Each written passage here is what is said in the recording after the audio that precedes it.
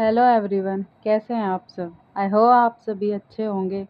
आज हम शुरू करने जा रहे हैं इंग्लिश ग्रामर का ऐसा टॉपिक जिसे लगभग कॉम्पिटिटिव एग्ज़ाम में क्वेश्चन पूछे जाते हैं, चाहे एसएससी हो, सीजीएल हो, सीएचएसएल हो या सीपीओ या एमटीएस, बैंकिंग हो या रेलवे। हर एग्ज़ाम में एक्टिव पैसिव वॉइस से क्वेश्चन आते ही आते हैं। लेकिन मैं आपसे क्वेश्चन पूछना चाहती हूँ, कितने स्टूडेंट ऐसे हैं जिनको एक्टिव पैसिव देखते ही डर लगने लगता है। कोई बात नहीं, अगर आज तक आपको एक्टिव पैसिव मुश्किल लगता था तो आज के बाद नहीं लगेगा। लेकिन मेरी एक छोटी सी कंडीशन है, वीडियो को स्किप बिल्कुल नहीं करेंगे, क्योंकि मैं आपको रूल्स रटवाऊंगी नहीं, मैं आपको रीज़न समझाऊंगी। जब रीज़न समझ आ जाएगा तो रूल्स खुद ही समझ आ जाएंगे। तो जल्दी से अपनी कॉपी पेन निकाल लीजिए। आज क्लास भी होगी, नोट्स भी बनेंगे और कॉन्सेप्ट भी 100% क्लियर होगा। तो पिछली क्लास में हमने सीखा था कि एक्टिव वॉइस में फोकस सब्जेक्ट पर होता है, पैसिव वॉइस में फोकस ऑब्जेक्ट पर होता है। ऑब्जेक्ट आगे आ जाता है और सब्जेक्ट पीछे चला जाता है। लेकिन अब सबसे बड़ा क्वेश्चन जो है वो है, मैम पैसिव बनाते हमेशा थर्ड फॉर्म ही क्यों लगाते हैं, और इस आर एम वॉज वर कहाँ से आते हैं। आपके मन में भी ये क्वेश्चन आते होंगे, तो आज की क्लास बहुत ध्यान से सुनिएगा और देखिएगा। तो सबसे पहले एक एग्जाम्पल देखते हैं। Ram eats an apple. अब हमें इसे पैसिव वॉइस में बदलना है। तो राम ईट्स एन एप्पल, तो ऑब्जेक्ट सबसे पहले आएगा, an apple object, an apple is eaten by, verb की थर्ड फॉर्म राम। जो मैंने इसके फॉर्मूले थे वो मैंने लास्ट क्लास में बताए थे, तो लास्ट क्लास देखना, ठीक है, उसमें सब समझाया हुआ है। अब दोनों सेंटेंसेस को ध्यान से देखिए। Ram eats an apple, active voice passive, an apple is eaten by Ram. अब मैं आपसे पूछती हूँ, क्या सिर्फ वर्ब बदली? हाँ, लेकिन कैसे बदली? ईट कहाँ गया और इज ईटन कहाँ से आ गया, तो यही समझेंगे। वर्ब की थर्ड फॉर्म में क्यों आती है? सबसे पहले एक बात बताइए, वर्ब की कितनी फॉर्म्स होती है? 3 फॉर्म्स। जैसे राइट की first form write, second form wrote, third form written, ठीक है। ईट की first form eat, ate, eaten. Go की first form go, second went, third gone.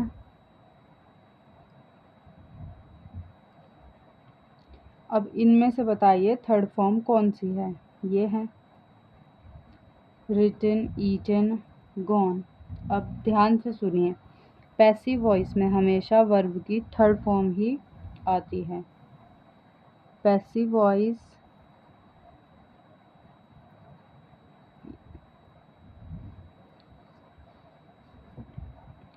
Helping verb plus verb की थर्ड फॉर्म, ये है इसका स्ट्रक्चर। अब क्वेश्चन है, वर्ब की थर्ड फॉर्म ही क्यों आती है? क्योंकि पैसिव वॉइस में एक्शन करने वाले पर नहीं, एक्शन होने पर जोर दिया जाता है। जब किसी पर एक्शन हो चुका होता है तो इंग्लिश में वर्ब की थर्ड फॉर्म इस्तेमाल होती है, इसलिए पैसिव वॉइस में वर्ब की थर्ड फॉर्म आती है। जैसे example, she writes a letter, ये एक्टिव वॉइस में है।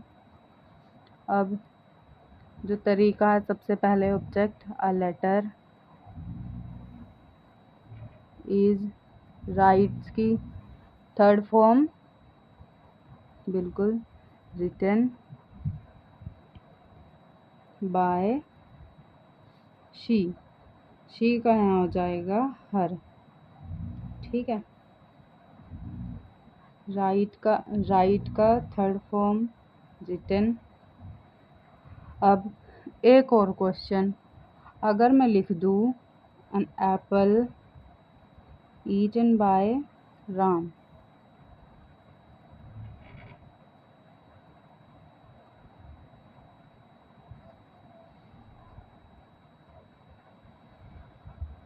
क्या ये सेंटेंस सही है? नहीं, क्योंकि सेंटेंस में मेन वर्ब से पहले हेल्पिंग वर्ब होनी चाहिए, इसलिए हम लिखते हैं an apple is eaten by Ram. अब सेंटेंस कंप्लीट हो गया। ठीक है, तो हेल्पिंग वर्ब प्लस वर्ब की थर्ड फॉर्म पैसिव वॉइस, यही होता है इसका स्ट्रक्चर। ठीक है, अब सबसे इम्पोर्टेंट ट्रिक, हेल्पिंग वर्ब अपनी मर्जी से नहीं लगती। हेल्पिंग वर्ब हमेशा सेंटेंस के हिसाब से बदलती है। देखिए, Ram eats an apple, an apple is eaten by Ram. ठीक है, she writes a letter is written by Ram her.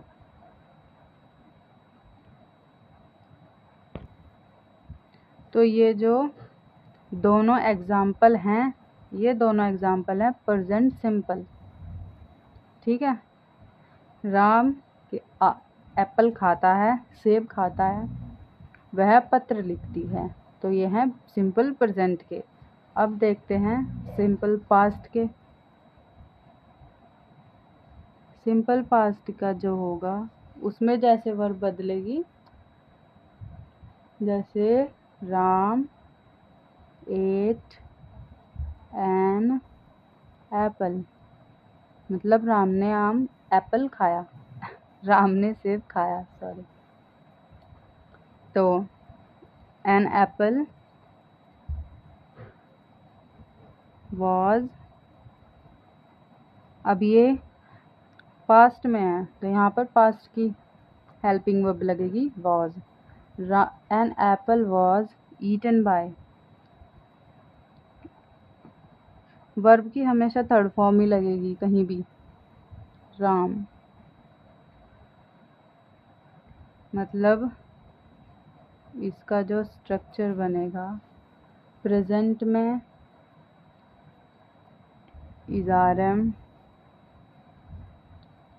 Plus verb की थर्ड फॉर्म, पास्ट में वॉजवर प्लस वर्ब की third form.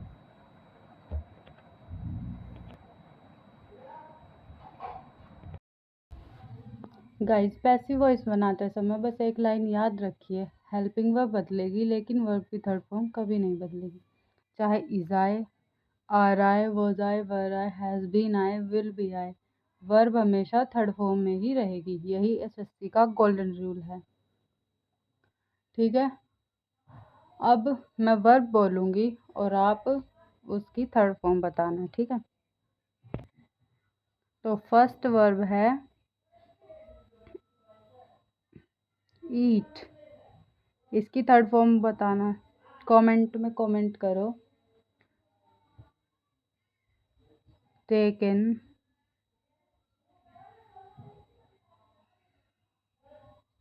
Broken, broke sorry, speak,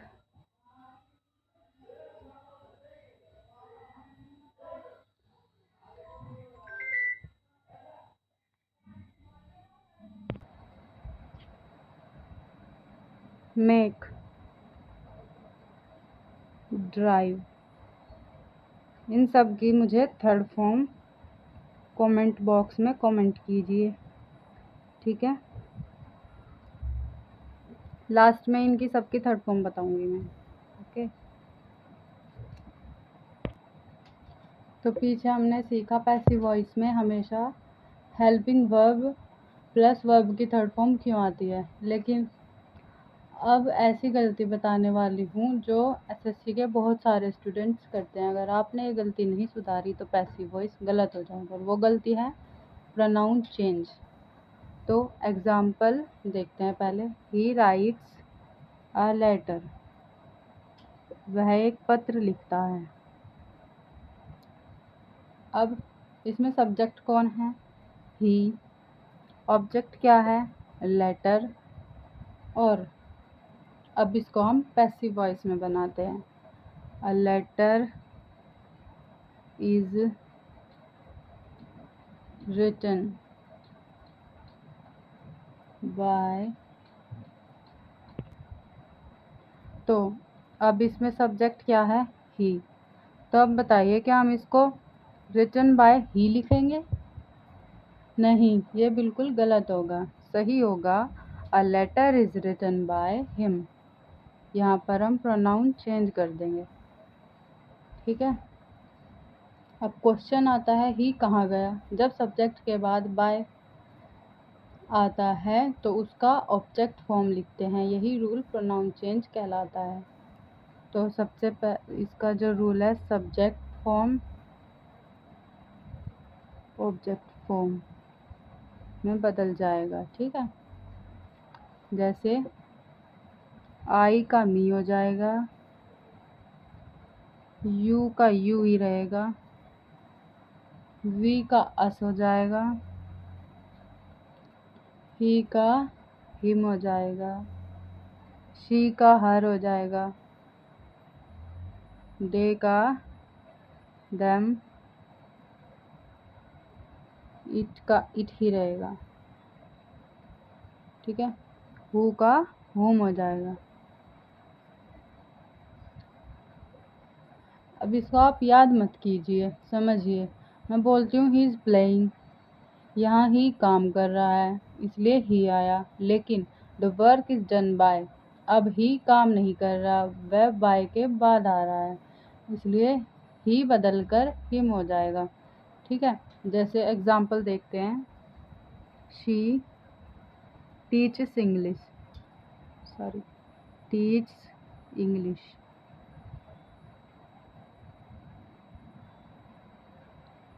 अब पैसिव कैसे बनेगा इसका? पहले ऑब्जेक्ट इंग्लिश,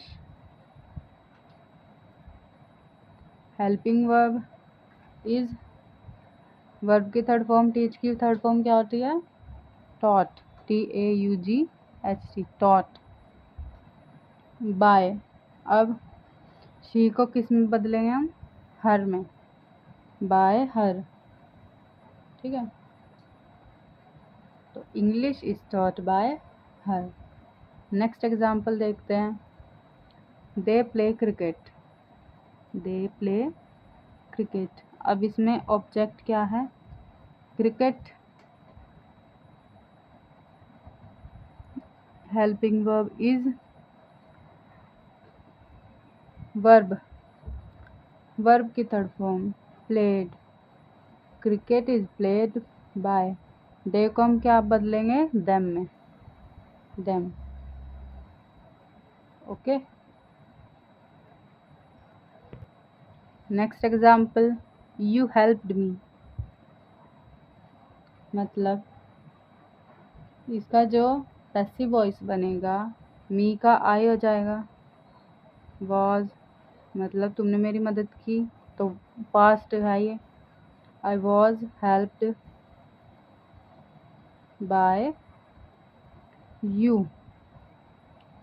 अब यू क्यों नहीं बदला? क्योंकि यू का सब्जेक्ट और ऑब्जेक्ट फॉर्म एक ही होता है। ठीक है। तो हमने प्रोनाउन चेंज टेबल अभी पीछे लिखी है, वो याद कर लेना, समझ लेना बिल्कुल ध्यान से। अब जो दूसरा क्वेश्चन आता है वो आता है कि पैसिव वॉइस में हमेशा बाय क्यों लगता है। बहुत सारे स्टूडेंट्स बोलते हैं हाँ, लेकिन आंसर है नहीं। कब बाय लगता है? जब हमें एक्शन वाले पर्सन का नाम बताना हो। जैसे द लेटर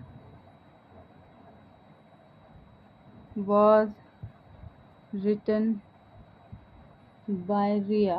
यहाँ हमें पता लगता है लेटर किसने लिखा है, इसलिए बाय रिया आएगा। कब बाय नहीं लगाना?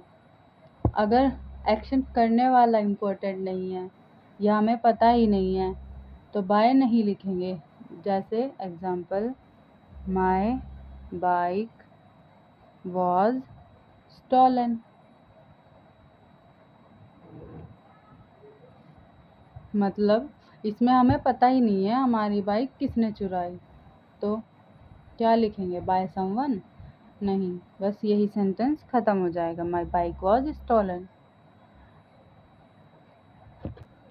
मतलब इसका यूज़ जब होता है जब डूअर इम्पोर्टेंट हो। ठीक है, और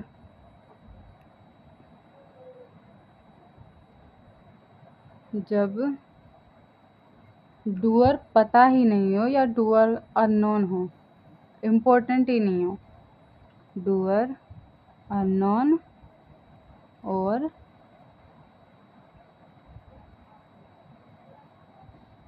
नॉट इम्पोर्टेंट। ठीक है, ये चीज़ याद रखनी है बस बाय लगाने से पहले। और जो मोस्टली स्टूडेंट मिस्टेक्स करते हैं, जैसे the work was done by he, यहाँ पर वॉज डन बाय ही नहीं आने का, यहाँ आएगा the work was done by him. He को जब प्रोनाउन चेंज होगा वो हो जाएगा हिम में। अब मैं आपको होमवर्क दूंगी। होमवर्क मतलब आपको ये सेंटेंस कमेंट बॉक्स में पैसिव वॉइस में बनाकर लिखने हैं। ठीक है, फर्स्ट है she wrote a poem. Second, he repaired the bike. We invited them.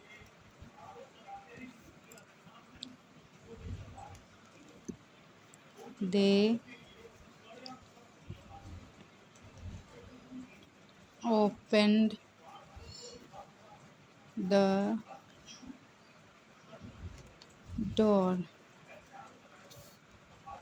I completed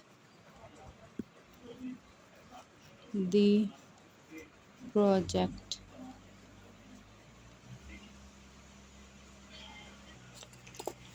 So guys, thank you for watching this video. अगर ये वीडियो आपको थोड़ी सी भी हेल्पफुल लगी हो तो वीडियो को लाइक करें, और चैनल पर अगर नए हैं तो चैनल को सब्सक्राइब करें और बेल आइकन को ज़रूर दबाएं।